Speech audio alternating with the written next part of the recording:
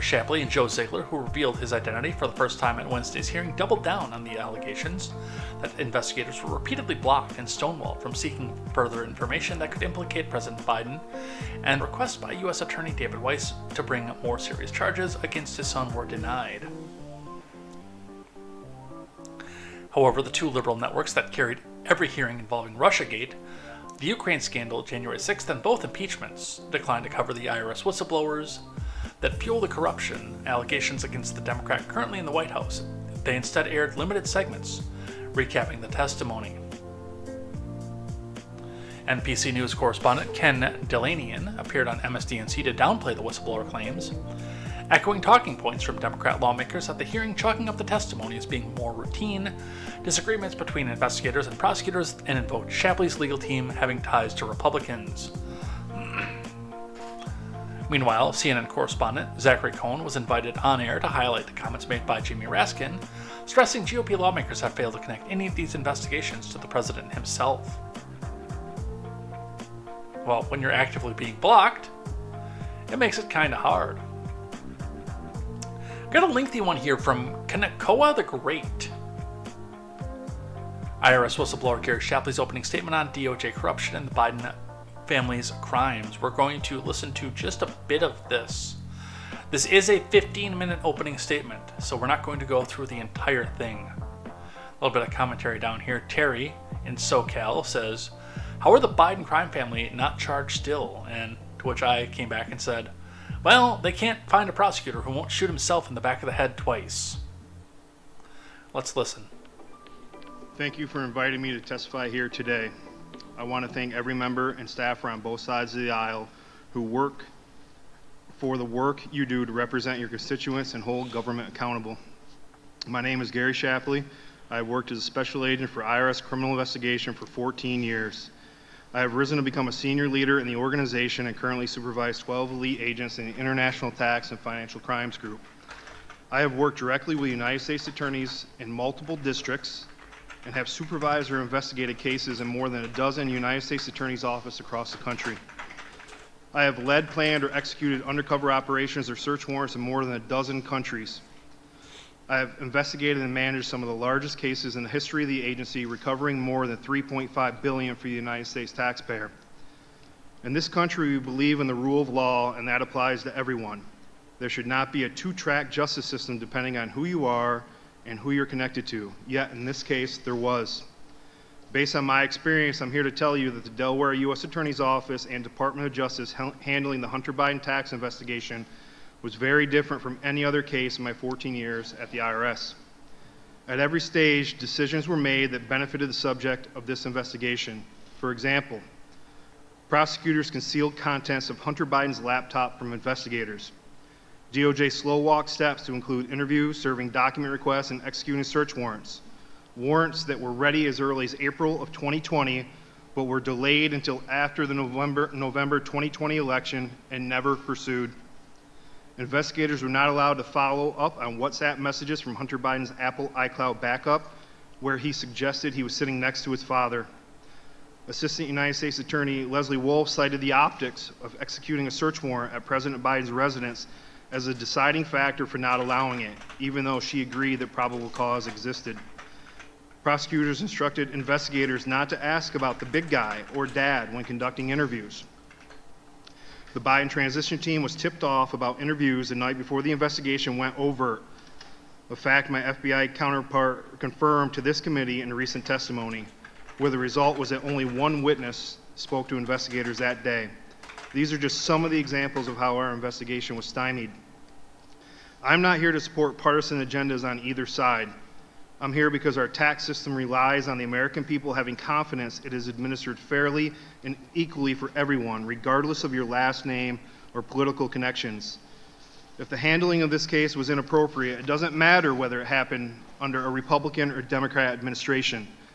Whether you agree with my concerns about the unethical slow-walking and preferential treatment in this case, you can be sure that my testimony is true and correct to the best of my ability.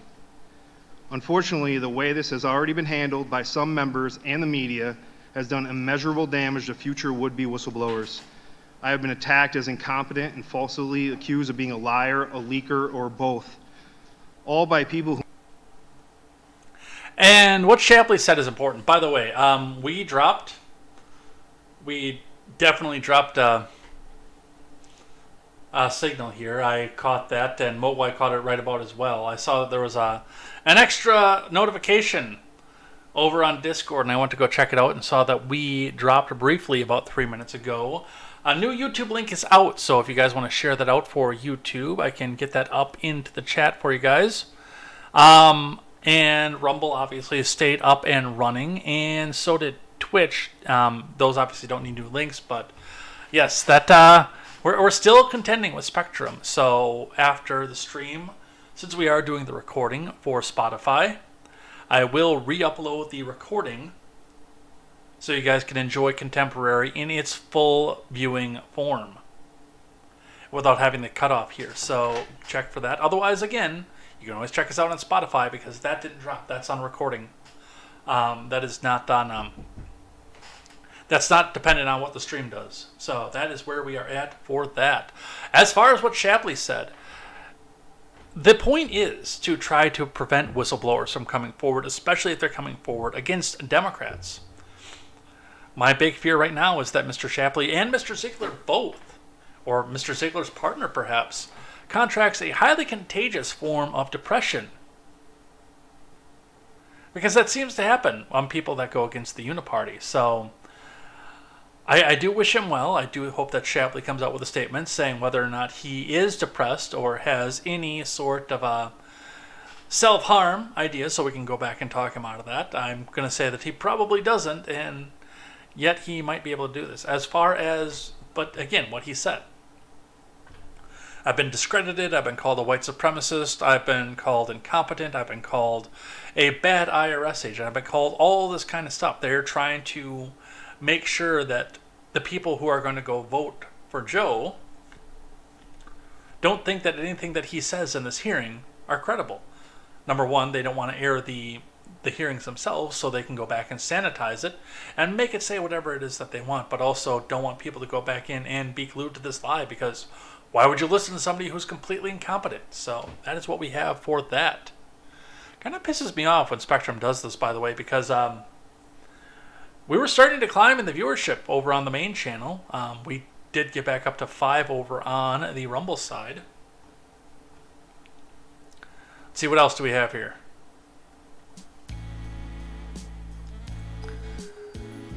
From the Daily Wire, IRS whistleblower says story from Hunter. Prosecutor has been changing.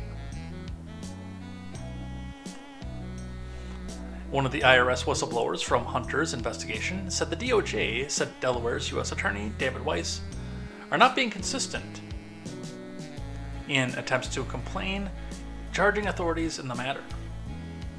IRS Supervisory Special Agent Gary Shapley, who testified alongside Joseph Ziegler before the House Oversight Committee on Wednesday about the alleged mishandling of the probe into President Biden's son, said he does not know what happened internally at the DOJ, but Shapley stressed what he can say is that the story has been changing from the DOJ and the U.S. Attorney Weiss, and the only person that's really had any documents that have been corroborated are my own. Let's listen. They've changed their story. You guys haven't. What do you think happened? What do you think? Mr. Weiss was consistent with the investigators up until this October 7th meeting, and then he changed. What do you think happened, Mr. Shapley? I mean, I don't know what happened internal at Department of Justice, but what I can say is that the story has been changing from Department of Justice and U.S. Attorney Weiss, and I think the only person that's really had any documents that have been corroborated are my own. Exactly. I think what happened. I think it's obvious. Anyone with common sense can see what happened, because he said it in Mr. Graham's letter. He said, I had discussions with Maine Justice. I had discussions with the folks, the Deputy Attorney General, the Attorney, whoever it was, I don't know, but he had discussions with the people at Maine Justice, and suddenly things change. Moments prior, Jordan pressed Shapley to discuss an email he sent to supervisors summarizing an October 2022 meeting, which noted Weiss told attendees he was not the deciding person on whether to bring charges and was denied special counsel authority by the Maine DOJ, which has been a big part of the story since the whistleblower first came out. So,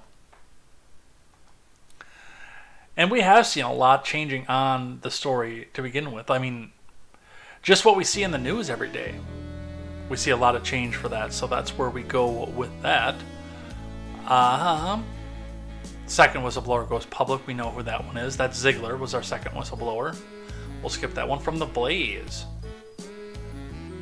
Dem lawmaker claims Hunter Biden is victim of two-tier justice system, but curiously avoids one key detail. From Chris Enlow.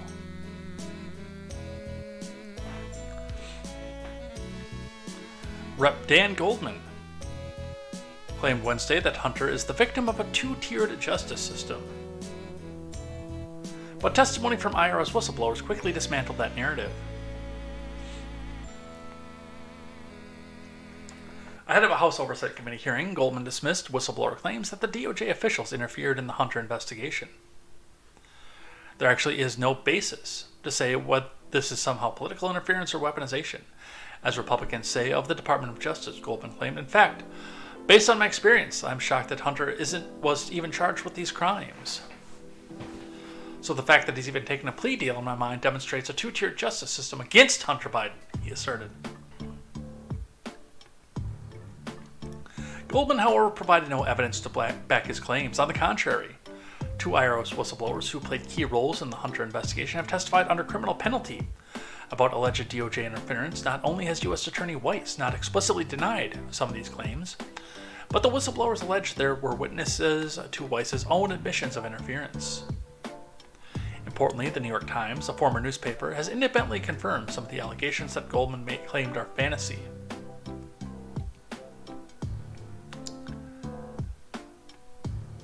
It's a two-tier justice system, but it's not against Hunter Biden. Oh, because he's being targeted, that means it's a two-tier justice system. Dude, again, I remind you, I would be in prison right now. And not a white-collar resort prison. Pack your bags and tape your butt shut prison. If I did what Hunter did.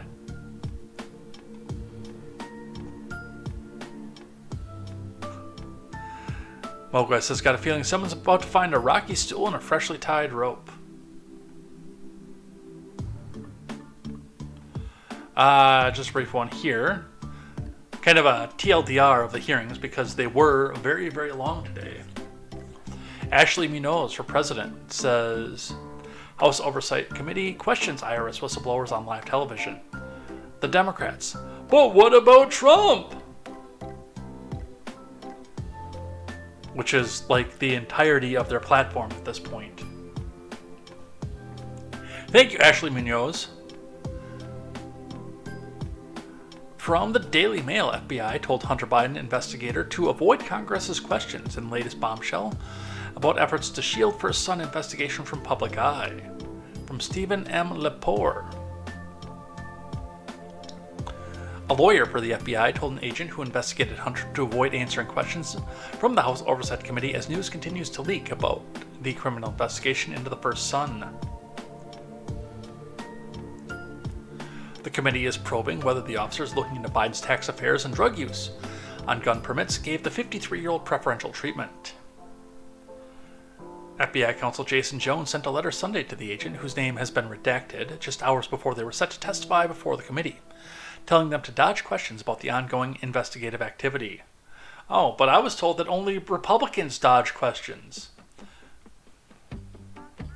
The department expects that you will decline to respond to questions seeking non-public information likely covered by one or more components of executive privilege, or other significant confidentiality interests, in particular, information about deliberations or ongoing investigative activity in law enforcement matters, he wrote. The department expects that you will decline to answer these, or we don't know what's going to happen. We can't stop anything from happening either.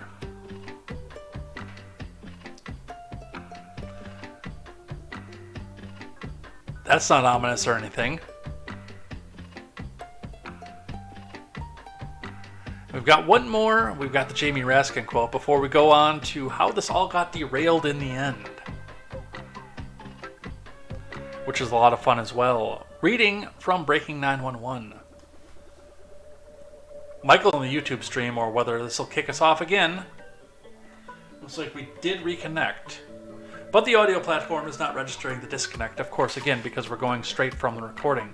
And we are back up. This one didn't disconnect all the way.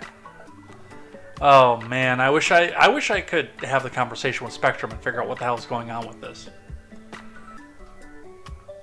In fact, I think I'm going to call them again and figure out what the hell is going on with this. Anyway, we have got to keep going because we've still got a bunch of stuff to go over here. Anyway, for Michael Scott, there's no evidence Hunter has received any kind of official favoritism in this prosecution for being Biden's son. Let's listen. There is no evidence that Hunter Biden has received any kind of official favoritism in this prosecution for being Joe Biden's son. On the contrary, there are more than 10 million Americans who have filed taxes but failed to pay them, the exact crime Hunter Biden is pleading guilty to. The vast majority of these cases are resolved administratively or through civil settlement. Indeed, every year the IRS and DOJ obtain convictions and sentences in fewer than 700 cases for tax crimes of any kind, a minuscule percentage. There is no evidence that Hunter Biden has received. Well, we'll see what happens in the investigation, which I do hope is going to come at some point, because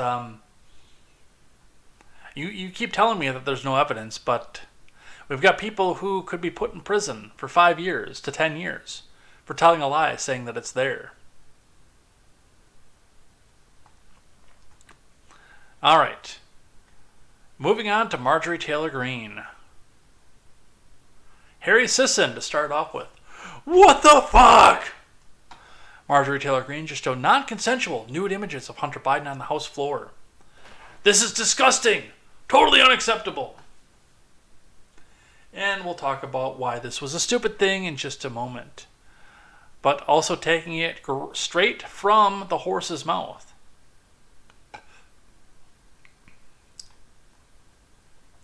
Greene. Here's proof that Hunter paid prostitutes through his law firm, Owasco PC, and trafficked his victims across state lines in violation of the Mann Act. Not only that, IRS whistleblowers confirmed that Hunter Biden committed tax fraud by deducting payments to prostitutes from Owasco's taxes. Let's listen.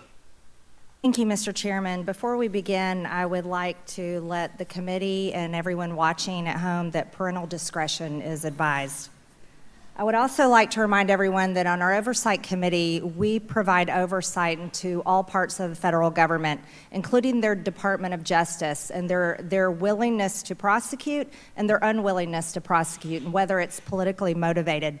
I would also like to say that when evidence and proof of a crime is presented, no prosecution should be denied, no matter who the person is. To the whistleblowers today, I thank both of you for your courage to come to the committee today and your commitment to truth. I have great respect for it, so thank you. I would like to talk with you both about Hunter Biden and his tax write-offs with his law firm, Owasco. I would like to ask Mr. Ziegler, when did you start your investigation? In your testimony, it was November 2018. Is that correct? Yes or no? Yes, that's correct. Thank you. During your testimony with the House Ways and Means Committee, you stated that through bank records, you identified Hunter Biden was paying prostitutes related to a potential prostitution ring. Is that correct? Yes or no? Yes, that's correct. I've also reviewed those same bank reports, commonly referred to as SARS, Suspicious Activity Reports, and I'm very troubled by them. We read thousands of them in the Treasury.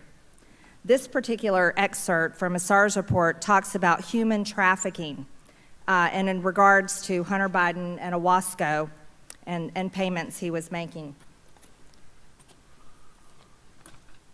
What's even more troubling to me is that the Department of Justice has brought no charges against Hunter Biden that will vindicate the rights of these women who are clearly victims under the law. I would like to talk about in your prior testimony, you stated that the prosecutorial team was investigating violations of the Mann Act. Is that correct, Mr. Ziegler? That is correct.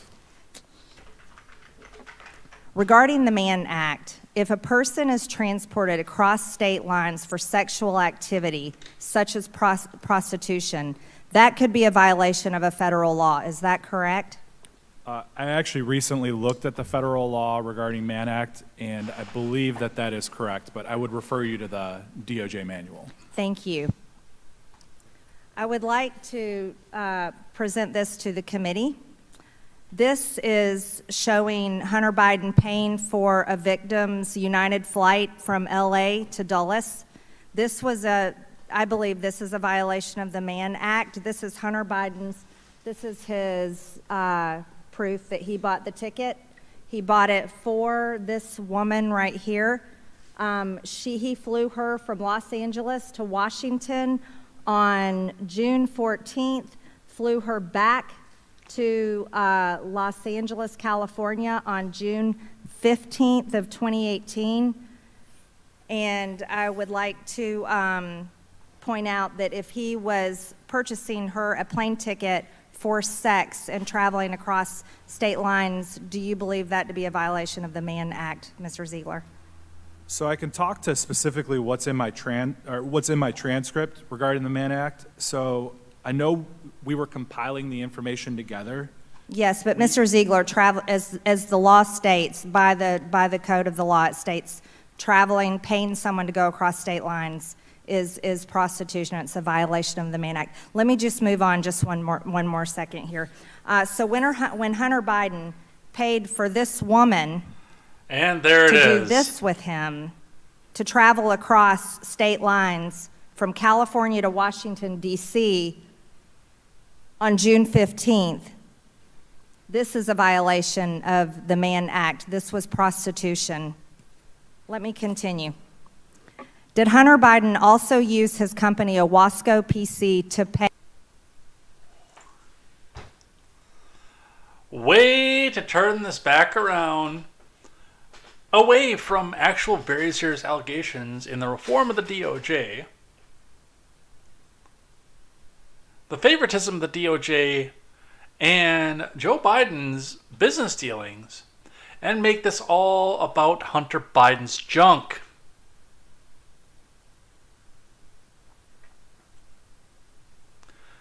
I do swear that this woman is a plant sometimes. And once again, now we'll have to go for 6 entire months and hear, oh, Republicans have nothing in this except for Hunter Biden's junk. They're obsessed with his penis. Oh, we are back to Fox News again. MTG shows censored nude pictures of Hunter during IRS whistleblower hearing. From Jessica Chasmar. By the way, some very, very good propaganda coming out of this here from Sisson. I will give him credit for the propaganda on this, because he just blurred the entire picture, implying that this is a fully uncensored picture that she just threw on the floor for everybody to see, whereas, and we will have to, I'm going to mute this when we go back and look at this, but blow this back up and you can see like everything that's naughty is blacked out.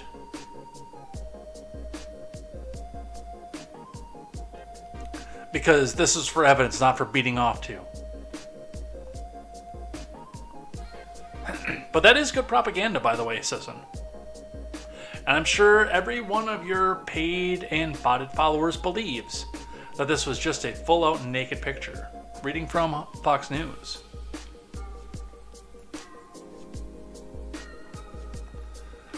MTG shows censored nude pictures of Hunter during IRS whistleblower hearing. From Jessica Chasmar. Marjorie Taylor Greene caused a stir when she held up several graphic photos from Hunter's laptop during a committee hearing on Wednesday with IRS whistleblowers alleging misconduct in investigations into the Biden family. The House Oversight Committee interviewed 2 IRS whistleblowers alleging political misconduct throughout the Hunter Biden investigation. The special agent, Joseph Ziegler, whose identity was revealed during the hearing, and his IRS supervisor, Gary Shapley.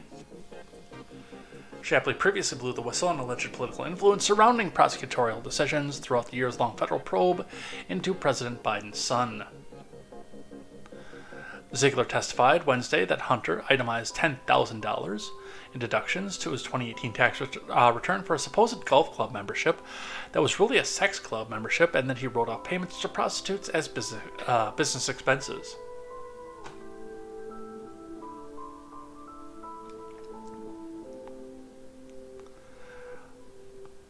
So I can tell you that there were deductions for what we believe to be escorts, and that $10,000 golf club membership, yes, that was not a golf club membership, that was for a sex club payment, Ziegler told Green. Green held up censored nude photos taken from Hunter's abandoned laptop and addressed Ziegler. So when Hunter paid for this woman to do this with him, to travel across state lines from California to Washington, D.C., on June 15th, this is a violation of that Mann Act. This was prostitution. This is evidence of Hunter Biden making this is my time, making pornography, she said, holding up another photo as Democrats objected. One member interjected that showing the pictures was unbecoming of the hearing, and another asked, should we be displaying this in the committee? Did I miss that, by the way? Did we not go far enough in this video?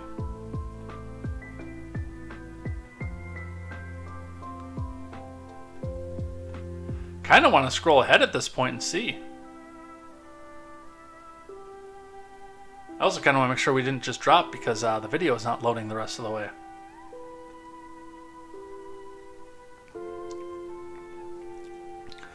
Now, as far as this goes, Marjorie Taylor Greene is trying to make this about prostitution and not tax violation, tax fraud, or business dealings, which is what should be focused on, and one of the main reasons that this entire investigation was opened up. And again, as I said at the top of this, she just took all of that, threw it out, and made the entire thing about Hunter Biden's penis. I tweeted about this earlier and I said, don't fall into the trap. This is not about prostitution. And in fact, even if he's paying her, the woman flew from California to Washington, D.C. If we can even confirm that in these pictures, all we see is a hand, a penis that's blacked out, and a female body. Those pictures prove nothing. She could have made her entire point without them.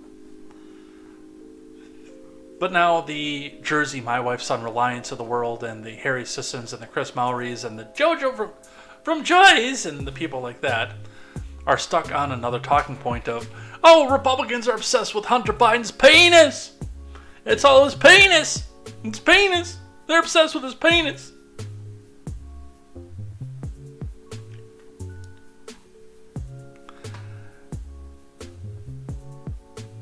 So that's the hearing. It was a mess. It was a crazy time. It was the best of times, it was the worst of times, but mostly the worst of times. Mogwai says, I think you did drop again, but I'll be watching the VOD for tax tips.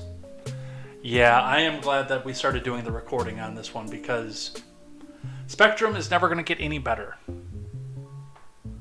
They're slightly better at this point, but they're never going to get completely better. I have been dealing with them since the first time I turned on a webcam. So we got to move on to some other stuff here. Finish out throughout the day. I do want to get to this Disney stuff. Because if I don't, I'm going to put in things I like and things that I hate, and there's a bunch. Alright, moving on. From Amy Klobuchar. Today, we reintroduced the Freedom to Vote Act.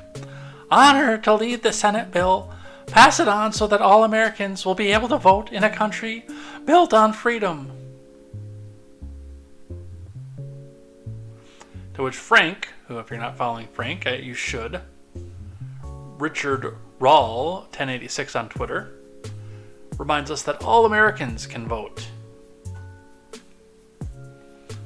From WITN, out of Greenville, North Carolina, that's an NBC affiliate, local, congressional Democrats reintroduce election reform bill.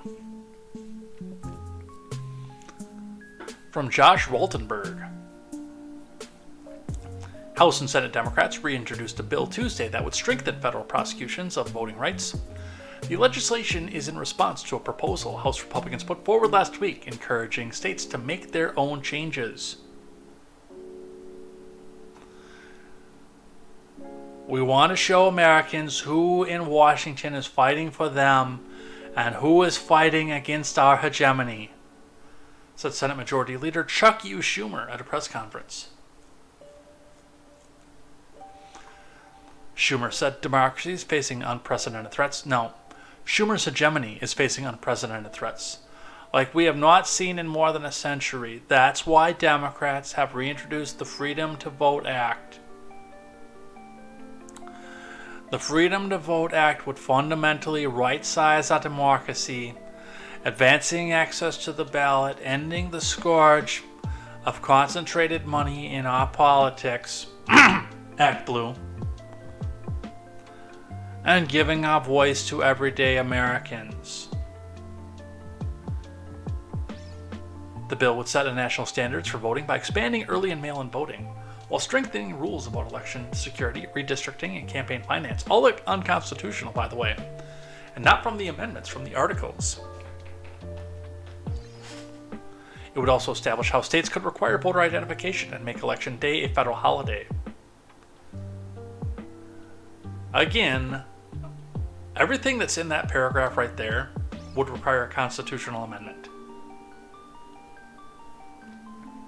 Amy Klobuchar said this is necessary because Republicans in states across the country have shrunk the voting pool after nearly 160 million people voted in the 2020 election. And from an NBC affiliate, I'm surprised that got in here. They shrunk the voting pool after we had record turnout. Honk honk.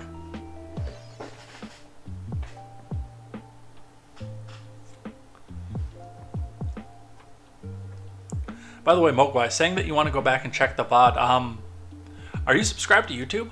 The YouTube channel? youtube.com/JEdgar101?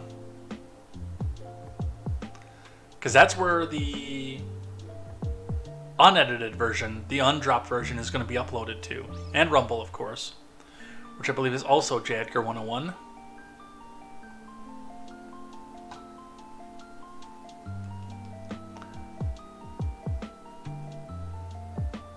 The Freedom to Vote Act was supported by every Senate Democrat in the last Congress and will likely be again. Instead of backing this plan, Republicans last week introduced their own election reform bill. Brian Stile, formerly my representative, said the GOP proposal, not Wisconsin, would make it easy to vote and hard to cheat. Well, again, just bring it back down completely on a state level, because then you have to go back and honk 50 elections instead of one. Which is, by the way, what the goal of most of these are, is trying to make this into honking one election, not 50.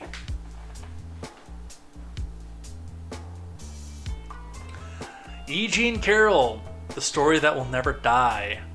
From CNN Politics, the judge denies Trump's request for a new trial in E. Jean Carroll case. If I understand this correctly, this isn't a denial of a request for a new trial, this is a denial of a countersuit. From Kara Scannell.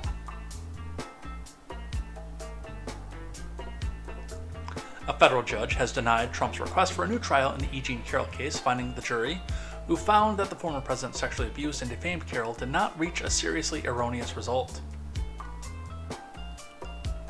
The jury in this case did not reach a seriously erroneous result. Simple as that. Judge Lewis Kaplan said, its verdict is not a miscarriage of justice. Well, no, it's a civil suit, that's why. It literally, contractually cannot be a miscarriage of justice.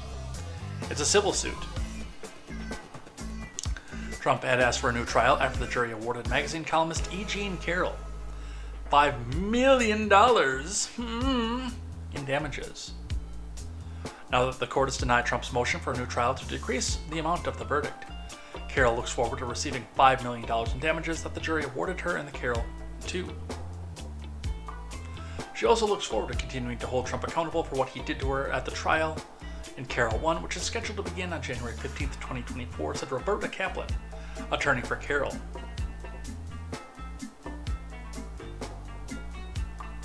We're just going to keep suing him because we couldn't do anything in the criminal trial.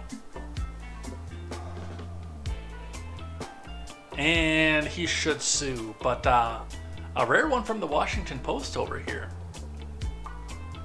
Judge clarifies, yes, Trump was found to have raped E. Jean Carroll. That's bullshit, by the way. From analysis, though, from Aaron Blake. Op-ed from Aaron Blake.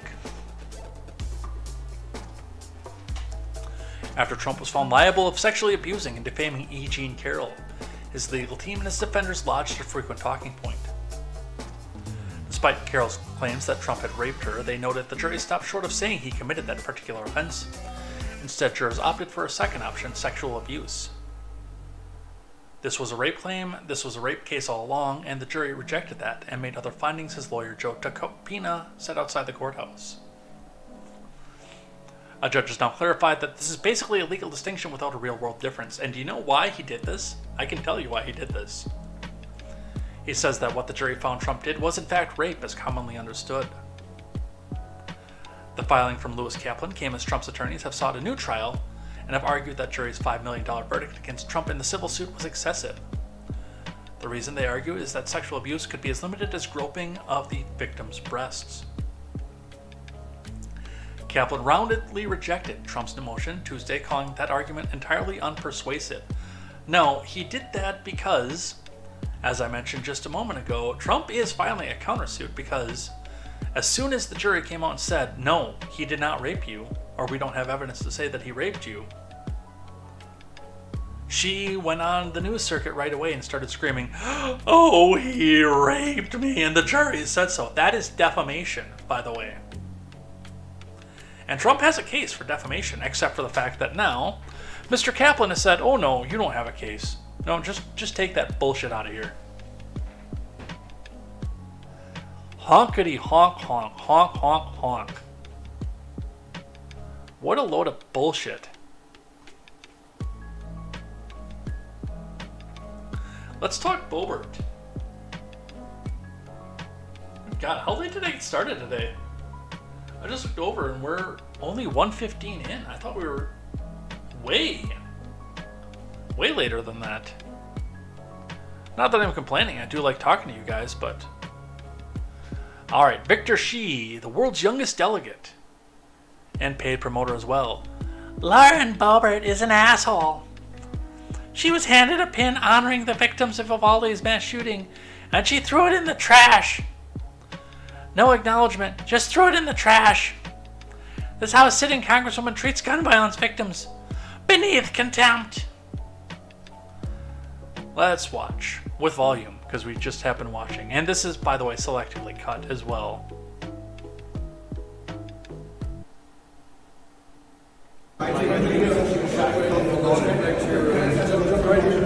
Finally recognize her green Converses. Thank you. Have a nice day. We hope you take action on gun violence prevention. That right there is the reason that went in the trash, by the way. Did you hear it? Let's skip it back down to the end. Thank you. Have a nice day. We hope you take action on gun violence prevention. Did you hear that?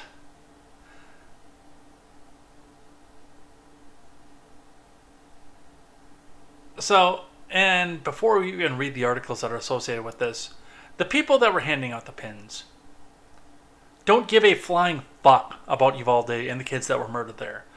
They don't know the name of the person who was on there unless they sit there and directly read it to Lauren Boebert. They don't care about finding justice or anything else. They want a political talking point to try to trap Lauren Boebert in saying, no, I don't care about these darn kids.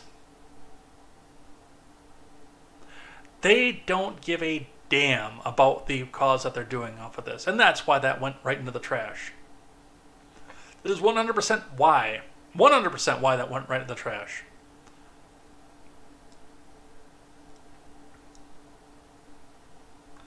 Scottergate says that's how she ignores the tasteless stunt that exploits the Uvalde victims instead of honoring them. Phoenix Ammunition said gun control is trash and the people who are pushing it should be treated as such. That might be a little bit extreme. Yes, gun control is trash, but you should always treat people with respect. But, you know, and here's another one here. Red Girl says, Lauren Boebert, you threw a pin honoring Maite Rodriguez, a shooting victim from Uvalde, in the trash like it was nothing of consequence.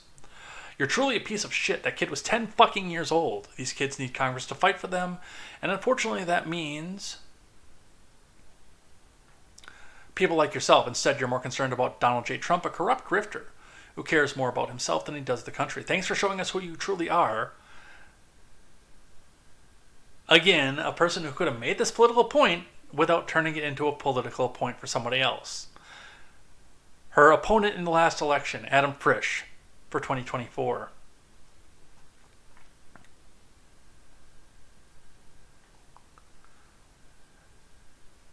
And Steve Sanchez responding, properly by the way. We honor might on and all who lost their lives on that day, but maybe some of your anger should be geared towards Uvalde police, who waited so long from going in and exterminating the demon that did this. There was another comment out there that I wanted to catch. And it wasn't that one.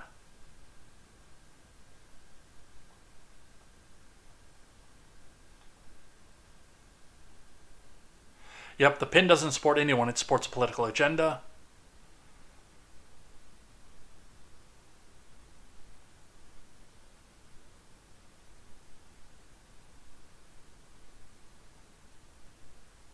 Yep, nope, liberal loony. It was about using dead children for their agenda. In fact, they want more dead children if they really cared than 100,000 who died from fentanyl last year would make them build a wall and arrest. And this was the one I was looking for. So they didn't put this one back up at the top. The group who handed her the pin was using Uvalde victims to promote their stance of disarming the American public. There are over 350 million legal law-abiding gun owners in the U.S. Associating them with criminals and criminal activity involving guns is a crummy thing to do, but it's absolutely no different than what Democrats always do, because I have no idea what that was. I think somebody stepped on a dog's tail. You know, we've got the second, third generation Mexican who's been in this country since birth, opens a business, has been in the military, completely legal because he was born here, and you know his parents were born here and his grandparents were born here. It was his great grandparents that came over the border illegally. Who's supposed to be associated with somebody who jumped the border yesterday. People of color, that's another one. A hardworking Indonesian is supposed to have the exact same political views as somebody from the inner city in Chicago, because they both happen to not be white. And 350 million legal law-abiding gun owners are supposed to be exactly the same as a little piece of shit that shot up that school. So yes, in every case, what Boebert did was the right thing to do. From Newsweek.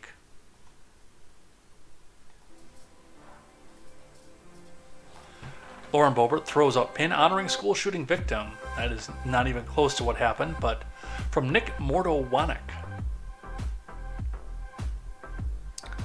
New video shows Republican Representative Lauren Boebert throwing a pin commemorating a victim in last year's Uvalde shooting in the trash.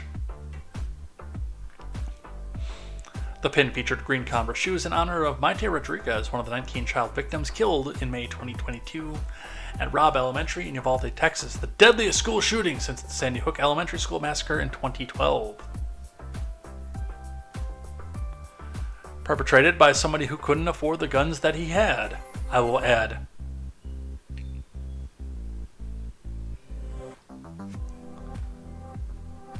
There's the pin, by the way.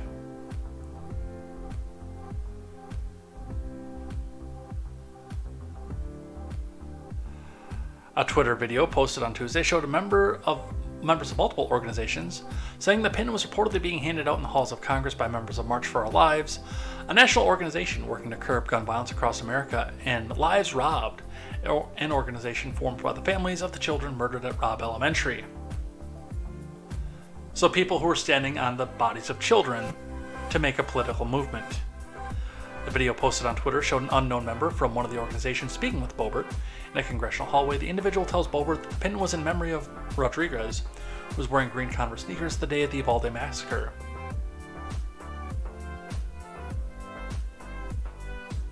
So this is funny, by the way. They glossed over what I told you to pay attention to in the video. Shocker! The video posted on Twitter on Tuesday showed an unknown member. The individual tells Boebert the pin was in memory of Rodriguez, who was wearing green Converse sneakers on the day of the massacre. Boebert never replies to the individual, only taking a piece of paper with a pin attached to it and proceeding to throw it in the trash before the video concludes. But see, again, we missed this bit of voiceover here. Thank you. Have a nice day. We hope you take action on gun violence prevention. Now, see, why would Newsweek leave that out? I wonder.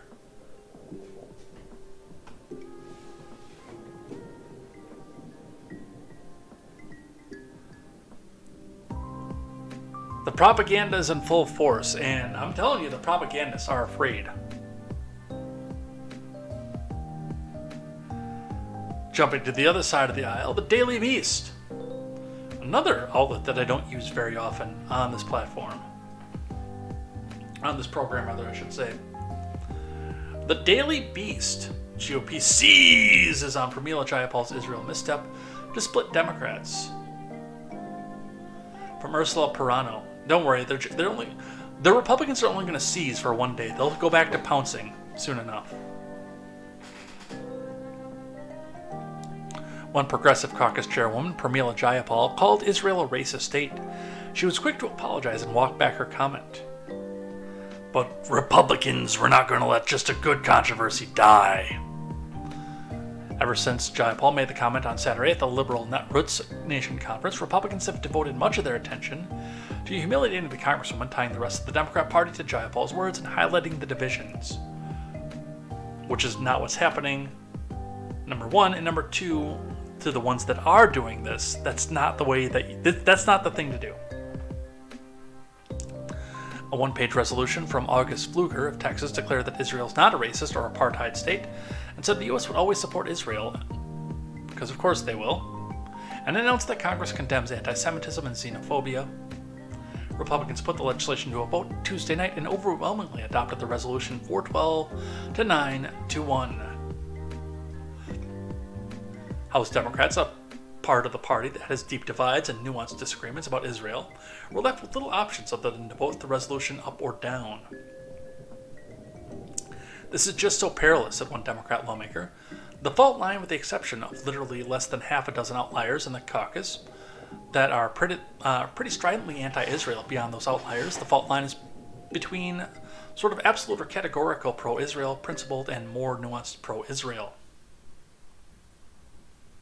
Number one, that vote that you just put out here, the Daily Beast, completely destroys your narrative that Republicans are anti-Semitic. Otherwise, this would probably have failed on party lines. And a reminder that while the Daily Beast is telling us that the evil Republicans associate the entire Democrat Party with the words of Pramila Jayapal, the Daily Beast conflates the words of anybody who doesn't toe the corporate Democrat line and say praise Biden with Nick Fuentes. I will remind you.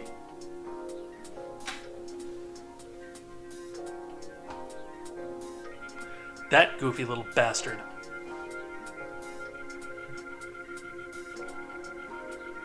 But don't pass a resolution. Let these women speak, and in fact elevate their speech. Let them show who they are. Absolutely. When they show you who they are, believe them.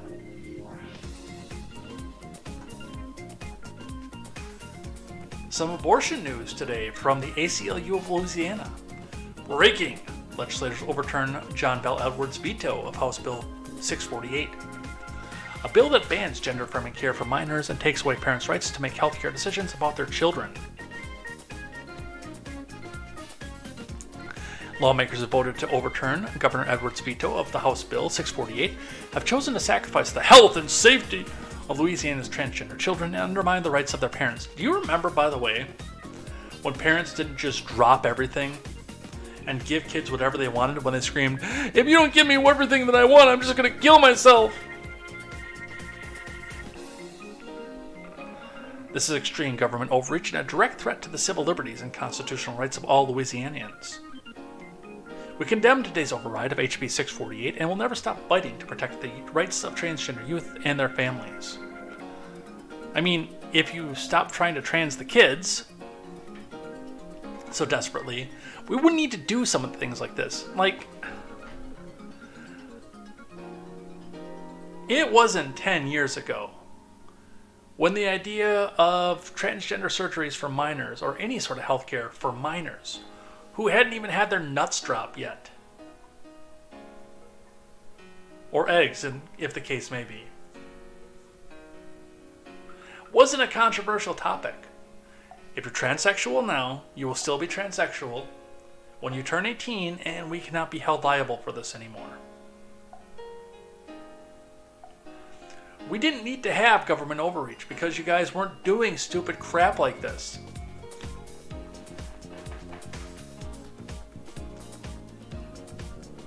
So reading from the Associated... Well, let's do Axios for this one.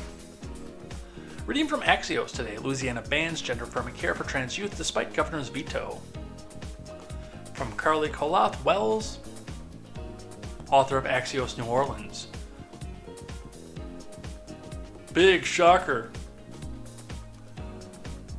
A group of people who represent the majority of the people, and because of the high bar that's needed to clear a veto, there's a huge bar in most states. It's either 2/3 or 3/4 in most states to override a veto. Which means that 3/4 of that legislature, and give or take 3/4 of the people of Louisiana,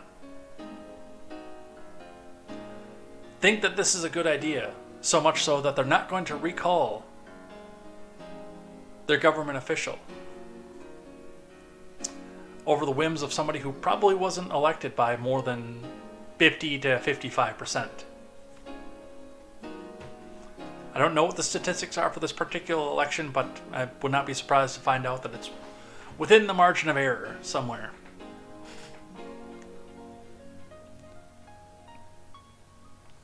During a relatively rare veto session, the House voted 75 to 23 to override the governor's objection on House Bill 648, which bans hormone treatments, puberty-blocking drugs, and other gender-affirming care for anybody under 18. The Senate later voted 28 to 11 to override the veto, and it's due to take effect on January 1st. Major medical organizations, including the AMA and the American Academy of Pediatrics, consider gender-affirming care to be medically necessary and potentially life-saving. Today I was overridden on my veto of a bill that was needlessly harms a very small population of vulnerable children, their families, and their healthcare professionals, Edwards said in a statement, adding that he expects the courts to throw out this unconstitutional bill. Well, we'll see. I'd like to see it if it actually gets thrown out at some point. So bring it forward. Have fun. In a similar vein here, coming out of Florida from Spectrum News 13, Florida education leaders consider restrictions to after-school activities. From Jeff Allen, the Florida Department of Education is considering several new measures at a meeting in Orlando on Wednesday, July 19th. One measure would further restrict what after-school activities can be held at schools and how students will be allowed to take part in these activities. Scarlett Saylor and Jacob Washuta are both members of the Boone High School's Queer and Ally Alliance. They prepared their remarks in opposition to the proposed new rule. We also need to prepare for the worst because we know that the legislation, regardless of what it says, will be used to target the queer community on campus. And we prepare for that because we know it will happen, said Saylor.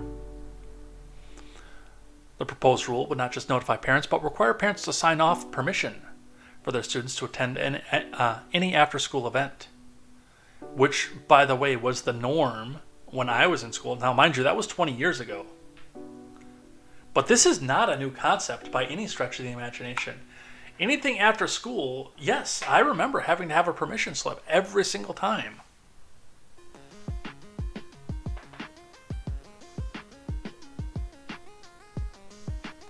And that was in the late 90s and early 2000s. Yes, I know, I'm dating myself.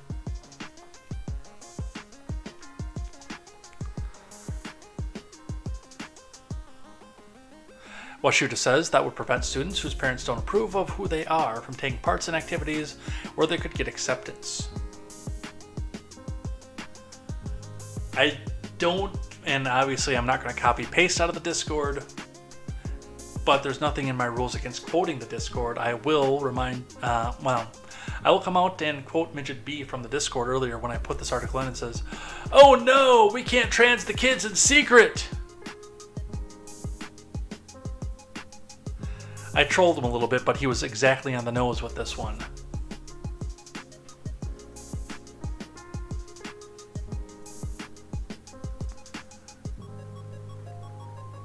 Here's one, an interesting one, because again, and I actually probably should have put this up with the Uvalde thing, but the party in power is scared. They don't act like this when they're not scared. Congresswoman Sarah Jacobs, before we watch this video, California 51, youngest member of Democratic House leadership. Where's California 51?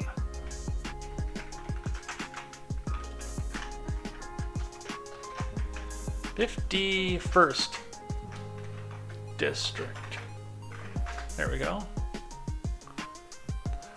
Looks like that is the area immediately north of San Diego.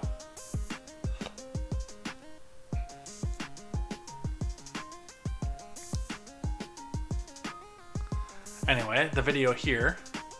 I'm begging you, ignore the NRA that's paying you.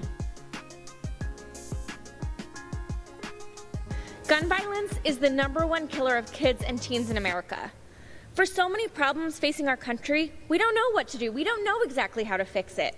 But gun violence is different. We know what to do. But Republicans lack the backbone to do it, and frankly, their justifications why aren't good enough. Bucking your party, alienating the NRA, or potentially risking your seat is worth it to save lives. And we can save lives by reinstating the federal assault weapons ban.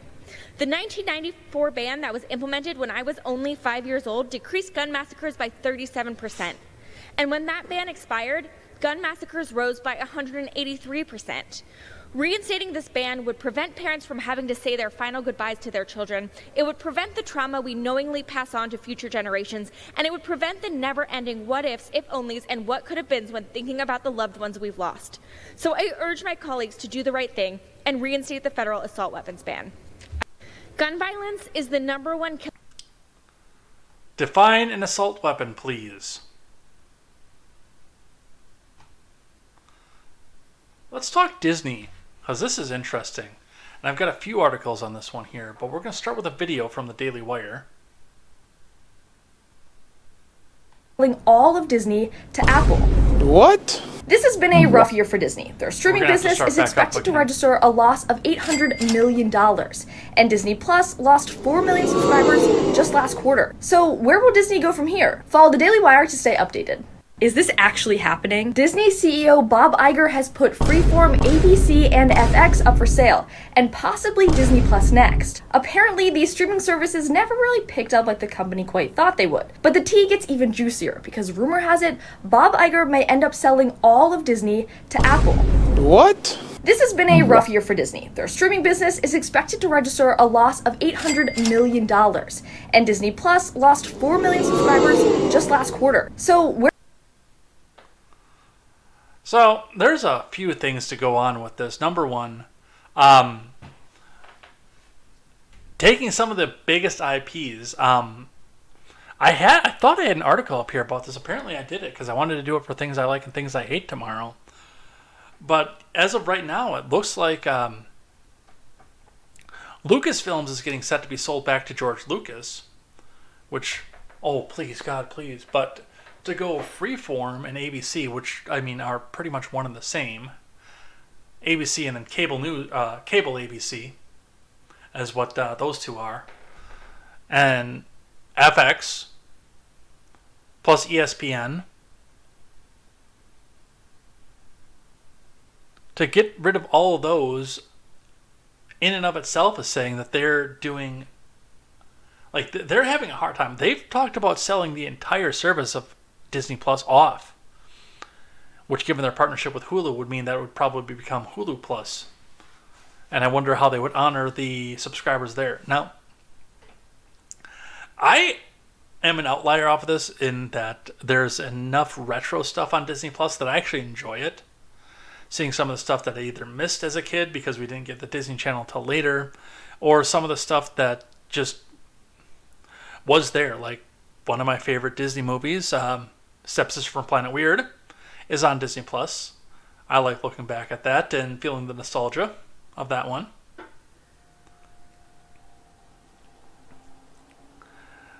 But I've never been in a position where I've had to pay for that, because my sister has young children. So, and I think that a lot of the families, for the most part, are going to hold on to it for now, especially like my sister's family. Even if the subscribers are dropping like this woman is claiming that they are, we're probably not going to drop that, because my nephew, as long as Lucasfilms is still in Disney's hands, is a massive Star Wars fan. So they're going to want to hold on to that. And I think he's a big Marvel fan too. Well, yeah, I know he is, because he was a big Spider-Man fan. So that's probably going to stick around for at least a little while until, and who knows, maybe Iger will get rid of the Marvel Cinematic Universe too, and we can possibly get a decent Captain America movie again. That would be fantastic. Let's read a little bit here from the New York Post. Disney CEO Bob Iger in damage control mode over possible sale of ABC and ESPN. By the way, the ABC thing. ABC has been a part of Disney since I was a kid.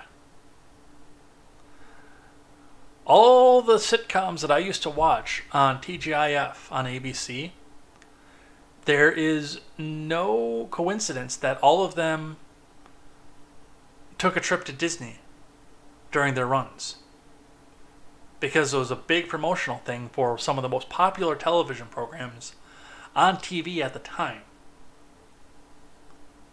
They could slip in references to Disney World when the Lamberts or the Winslows or the Matthews all went out to Disney World, and then the kids watched the show and said, oh, hey, we want to go to Disney because Corey and Eric went, or because Steve Urkel went, or because the Fullers, or not the Fullers, the Tanners went.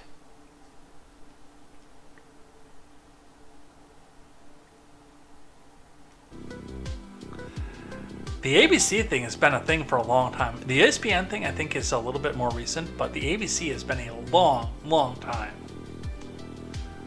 Disney's Bob Iger was forced to do damage control after spilling plans to possibly sell or part of money-bleeding channels ABC and ESPN, the Post has learned. Iger, who last week got a 2-year extension to run the company after retaking the reins last year, huddled with senior leaders of Disney's TV properties for Tuesday, according to a source with knowledge.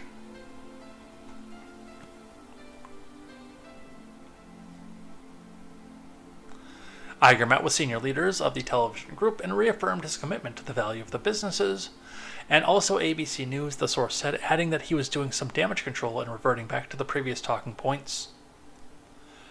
The meeting came days after the Disney boss made some uncharacteristically candid remarks to CNBC's David Faber, in which he said Disney's traditional TV business may not be core to the entertainment giant. Among his comments was that Iger would be open to finding a strategic partner for ESPN. Rumors have also swirled he may spin off ABC. The source said Iger's undisciplined, off-message remarks last Thursday sent shockwaves with Disney, which along with ABC and ESPN owns FX and National Geographic. The head honcho told CNBC last week he did not anticipate the degree to which legacy television networks would be struggling, and that he would be open to selling or spinning off Disney's cable networks. He added that he has had discussions with potential investors about buying a minority stake in ESPN, though he would not specify. So, again, massive if true. I don't know if this is going to be or come to be. I mean, it's hard to imagine Disney being anything other than a major media conglomerate, just because of my age and my age group. But apparently, they might not be anymore. So we'll see what happens there. Are you ready to part ways with some more of your tax money from Breaking 911? Watch Press Secretary announce new $1.3 billion aid package for the Ukraine. Now turning to Ukraine, some news there. The Department of Defense announced a new security assistance package to support the people of Ukraine as they bravely defend their country. This package includes more critical air defense capabilities, such as National Advanced Surface-to-Air Missile Systems and additional systems to help Ukraine shoot down Russian and Ukrainian drones. The package also includes additional artillery rounds and mine-clearing equipment, as well as unmanned aerial systems and equipment that will help Ukraine better protect its ports. These latter capabilities will become increasingly important, especially now that Russia has pulled out of the grain deal and has renewed attacks on port cities, as we have seen over the past 2 days. The weapons and equipment we are announcing today are being procured by the Defense Department for Ukraine through the Ukraine Security Assistance Initiative as part of our commitment to strengthen Ukraine's military over the near and also long term. As President Biden made clear in Vilnius last week, the United States is committed to supporting Ukraine alongside our allies and partners now and for the long future as we head into the future, clearly. There you go. $1.3 billion more for the Ukraine. Aren't you excited? Some presidential news. From The Blaze, Vivek Ramaswamy names 2 Republican senators on list of potential Supreme Court picks. From Alex Nitzberg.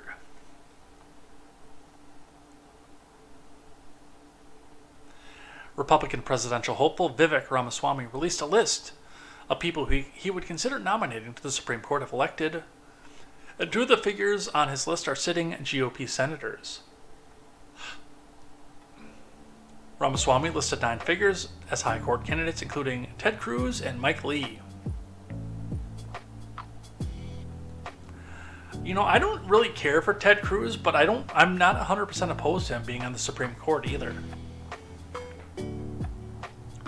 Think about this, you never have to see another Ted Cruz campaign video. He's appointed for life. Silver linings. And I do, as much as I disagree with him legislatively, think that his interpretation of existing law and existing constitutionality is in high regard. I don't think that he is living to his full potential as a senator. Mike Lee, on the other hand, I don't know that I see him in the Supreme Court. But Ted I could see.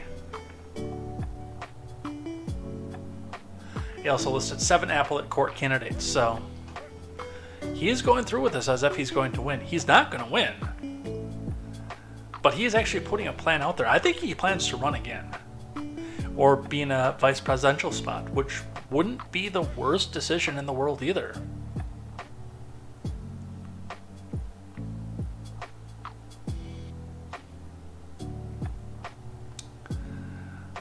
Some economic news outside of the dedicated economic field. From CNN, JP Morgan Chase CEO Jamie Dimon isn't a fan of Bidenomics. From Elizabeth Buchwald. Well, a lot of us aren't either. So, Jamie Dimon isn't sold on Bidenomics. I'd be careful about that, said Dimon, CEO of JP Morgan Chase, a reference to President Biden's economics theory that rejects trickle-down policies in favor of focusing on the middle class. No, That is not at all what that does. It rejects trickle down, which isn't a real thing, in favor of buying votes. Hey, have some free stuff and I'll pay off your student loans. Vote for me, man. The president claims that the middle class focus is driving the force behind the U.S. economy's success. But Dimon is not convinced. It's a tough question to answer, said the head of the nation's largest bank, when asked if Bidenomics is as successful as the president makes it out to be. In an interview with The Economist released on Tuesday, Dimon classified Bidenomics as largely as industrial policy, a strategy that specifically encourages or subsidizes particular industries, such as manufacturing. He said he's in favor of some industrial policy lately, for the first time in his life, but only as it relates to the national security and competitiveness. There shouldn't be a social policy around that, he said, adding that it shouldn't be political, it should be purely economic. And the $5 trillion stimulus the government authorized, including Biden's $1.9 trillion American Rescue Plan to counter the economic effects of the pinko pox, was excessive and is causing inflation, Dimon said.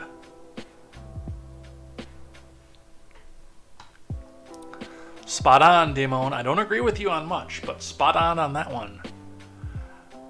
And who's there to go back in and run out and put her 2 cents in? Well, boo-hoo, says Chief Spreading Bull. The whole point of Bidenomics is to make our economy work for working people. No, again, the whole point of Bidenomics is to buy votes. Not just Wall Street CEOs. God, I can't stand that woman.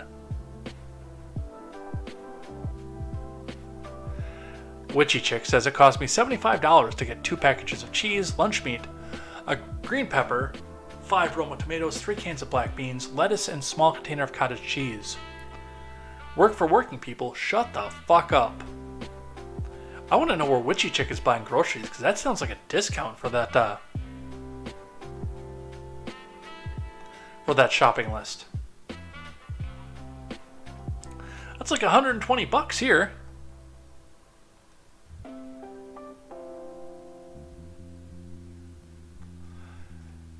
Yo, little Donnie, Hellboy actor Ron Perlman gets in on the action. Be careful, motherfucker. Ron Perlman deletes video threatening studio executives' home. There's a lot of ways to lose your house. From Andrew Shapados. Yo, little Donnie. Actor Ron Perlman of Sons of Anarchy fame. I didn't know he was in that. I guess I've never seen Sons of Anarchy, so I wouldn't have any reason of knowing why he was in that. I thought he was just in Hellboy. And of course the narrator of the Fallout series. War never changes. That guy. Actor Ron Perlman shared and then deleted a video which he appeared to threaten the home of an unnamed Hollywood exec due to anonymous comments from the individual about the writer and actor strikes in the entertainment industry.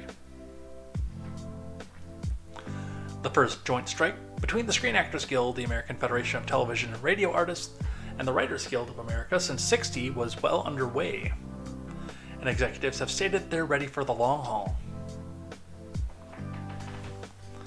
As reported by Timcast Cringe, Perlman's comments stem from a report in the outlet Deadline that stated the Alliance of Motion Picture and Television Producers is going to wait until the 6-month mark before even beginning to entertain more talks with the Writers Guild. I'm going to move this up here, by the way.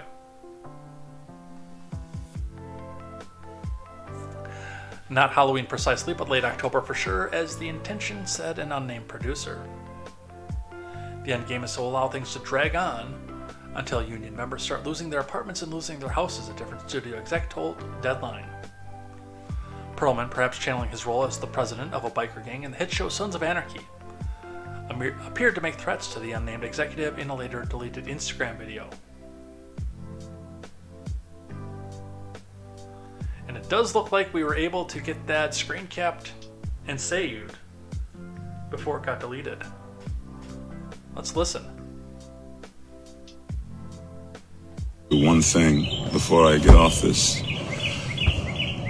The motherfucker who said we're going to keep this thing going until people start losing their houses and their apartments. Listen to me, motherfucker. There's a lot of ways to lose your house. Some of it is financial. Some of it is karma. And some of it is just figuring out who the fuck said that. And we know who said that. And where he fucking lives. There's a lot of ways to lose your house. You wish that on people. You wish that families starve while you're making $27 fucking million a year for creating nothing. Be careful, motherfucker. Be really careful. Because that's the kind of shit that stirs shit up. Peace out.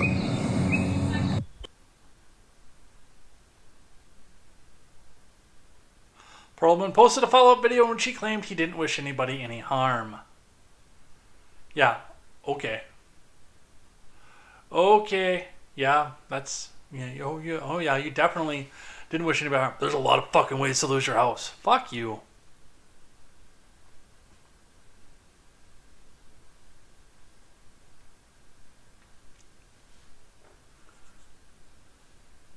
This is the best that Hollywood can put forward. And you gotta love it, too, when they commit a felony on video and then get away with it because it got deleted, even though it got saved. Thank you, by the way, to the quick-thinking person who decided to go out and get that saved right away. For posterity, of course. And the last one that we will do today, I think that the NDAA is getting bumped, by the way. We'll see. I'm going to keep it on for the rest of the week and see if we get to it by end week, because I know that we're going to start slowing that news down because we want people to go out and enjoy their weekends. But let's grab this one from ABC News. Actors Union, Hollywood studios squabble over which side to blame as strike enters fifth day, from Bill Hutchinson. As the Hollywood paralyzing strike by the SAG went into its fifth day Tuesday, the studios and producers accused the union of mischaracterizing the labor negotiations. The Alliance of Motion Pictures and Television Producers released a statement claiming the Actors Union walked away from a billion-dollar deal.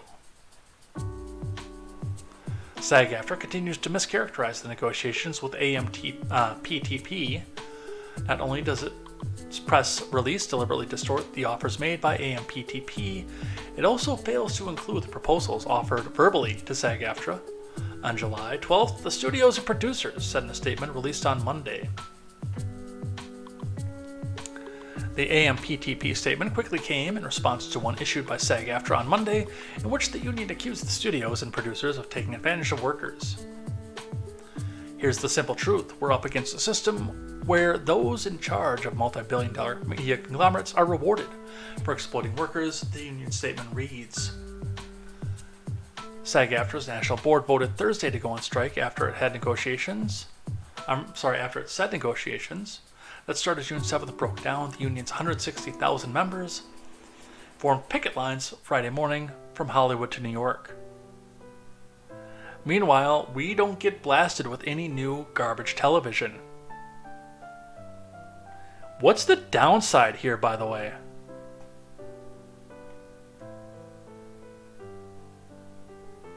Do you sometimes feel like somebody's watching you? I had a couple of people watching me. Kind of fell off at the end. But of course, we also lost connection earlier, so. And a reminder that the entire video in its full form, because I have been recording, will be put back up to YouTube without the cuts, thanks to Spectrum. Thank you, Raven, by the way.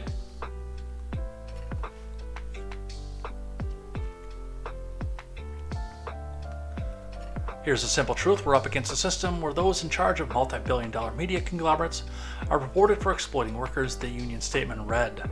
Dude, I have been on the Walk of Fame. You guys are not getting exploited. Some of your extras, perhaps.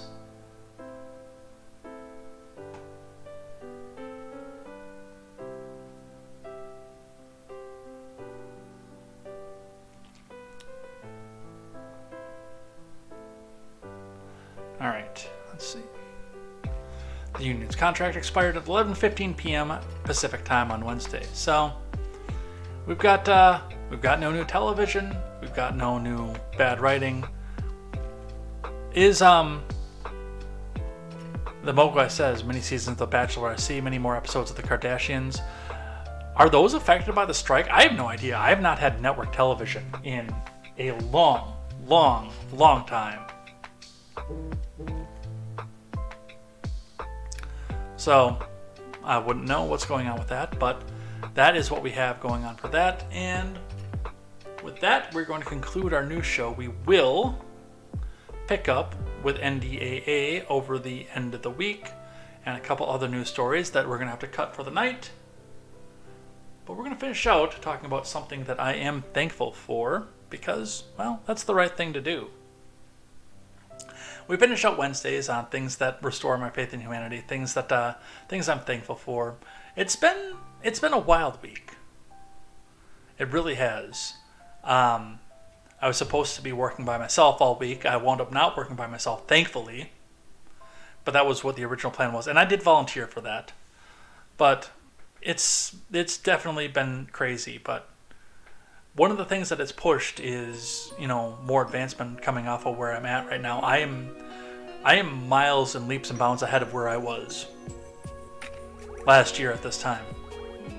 And this was about the time that I was starting to look for a new home and a new job because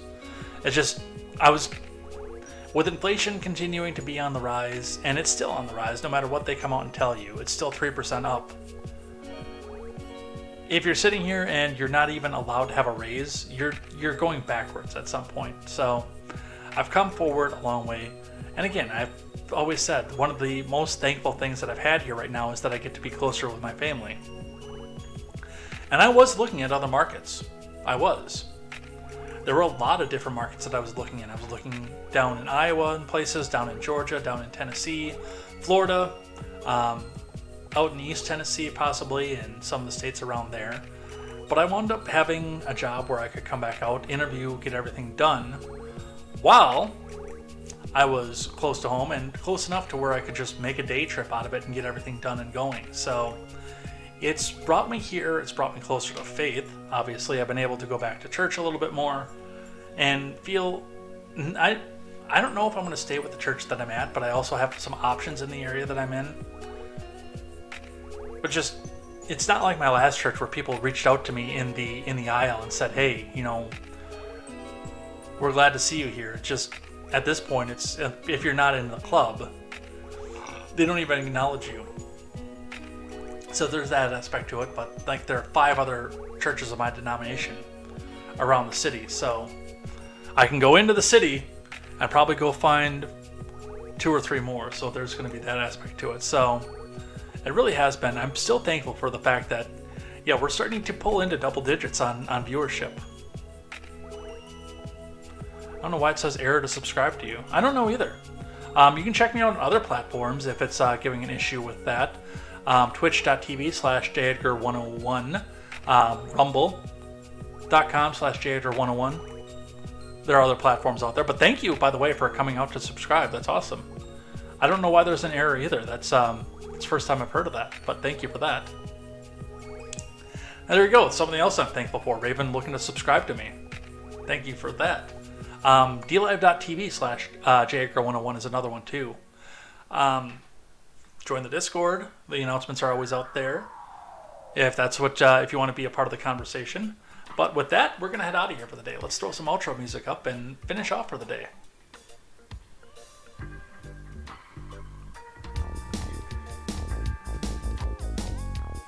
So, thanks everybody who came by for both of the streams. Remember, we got cut off midstream. A reminder that this stream will be up in its entirety on Spotify. You can look up on Spotify, Contemporary with J. Edgar. The with J. Edgar is important at the end of it, and you will find the same screen that you're about to see at the end of this program here. I will upload the full video, the recorded video, not the live stream, to both YouTube and Rumble. Unfortunately, I can't do it to Twitch or DLive, but I will upload them both to YouTube and Rumble. There will be links to them on the Twitter, twitter.com/jedgar102, and in the Discord as well, if you guys want to go check the entire thing, including me cursing my luck over being cut off and dropping stream in the middle of it. And yes, I got a little bit spicy the second time. I was a little bit pissed. But otherwise, we'll be back here tomorrow with more news, more headlines, and more contemporary.